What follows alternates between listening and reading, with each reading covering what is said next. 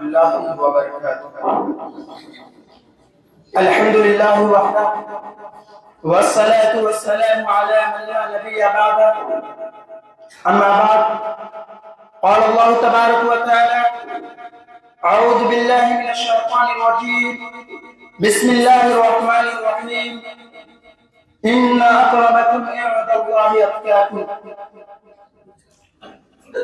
قابل احترام صاحبان، مشفق و مربی اساتذہ کرام اور میرے علمی ہم سفر ساتھیوں، آج کی اس سالانہ انجمن میں میرا موضوع سخن ہے مسلم معاشرے میں غیر اسلامی تہذیب کے اثرات۔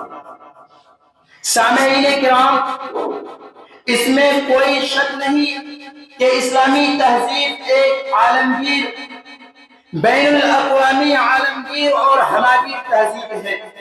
اسلام اپنی تہذیب کی روشنی سورج کی طرح دنیا کو بانٹتا پھرتا ہے، اور دوسروں کی ایسی تہذیبیں جو اس کے اصول سے نہیں ٹکراتی، اسلام اسے اپنانے سے نہیں روکتا، بشرط یہ کہ وہ شریعت کے بنیادی اصولوں کے خلاف نہ ہو۔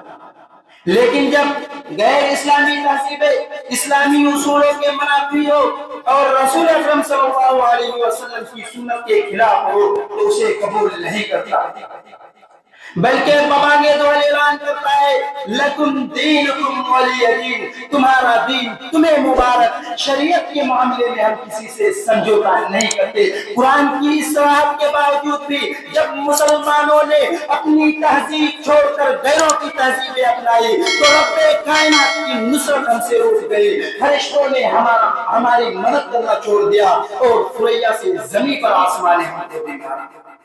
علامہ اقبال نے سچ کہا ہے: وبا میں تم ہو نصارا تو تمدن میں حنود، وبا میں تم ہو نصارا تو تمدن میں حنود، یہ مسلمان ہیں جنہیں دیکھ کے شرمائے یہود۔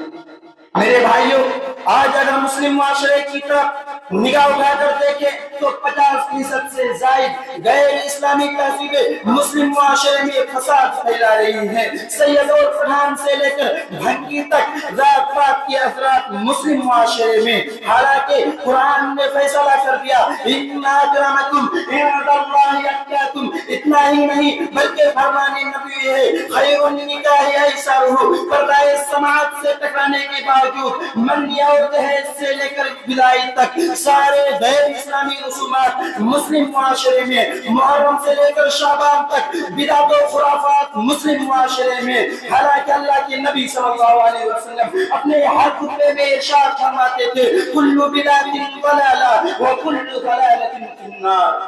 میرے بھائیوں، آج دیکھ لو، ہولی اور دیوالی سے لے کر کرسمس کے جیسے تمام غیر اسلامی تہواروں کے افراد مسلم معاشرے میں، مسلمان غیروں کے تہواروں میں شریک ہوتے ہیں، انہیں مبارکباد دیتے ہیں، اور افسوس کہ قومی یکجہتی کے نام پر اپنا ایمان تک بیچ دیتے ہیں اور پھر اپنے آپ کو مسلمان ہونے کا دعویٰ بھی کرتے ہیں۔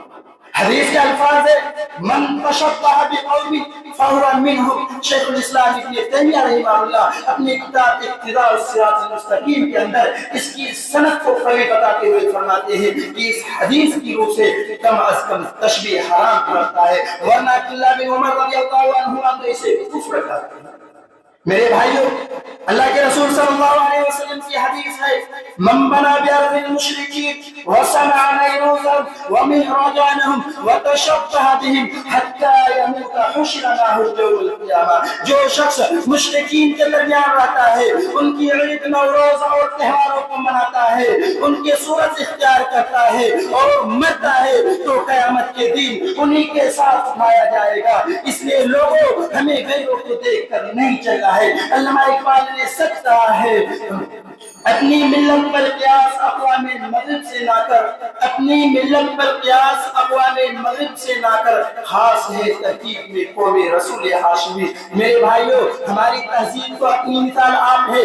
دنیا میں اس وقت جتنی بھی تہذیبیں ہیں، جتنی بھی ثقافتیں ہیں، وہ ان کی خود ساختہ ہے۔ ان میں قدم قدم پر عیاشی اور عیاری کو محفوظ رکھا گیا ہے، ان میں فحاشیت اور پجانیت کو ہوا دی گئی ہے، عدل و انصاف اور محبت و رواداری کی دھجیاں اڑائی گئی ہے۔ لیکن الحمدللہ ہمارے ہماری تہذیب و تمدن کا دار و مدار قرآن پر ہے جو کہ ساری دنیا کے لیے ضابطۂ حیات ہے۔ آخر میں اللہ رب العالمین سے دعا کرتا ہوں کہ اللہ تعالیٰ ہم سب کو صراط مستقیم پر چلنے اور مغضوب علیہم والضالین کی راہ سے بچائے، آمین۔ وآخر دعوانا الحمدللہ رب العالمین، والسلام علیکم ورحمۃ اللہ وبرکاتہ۔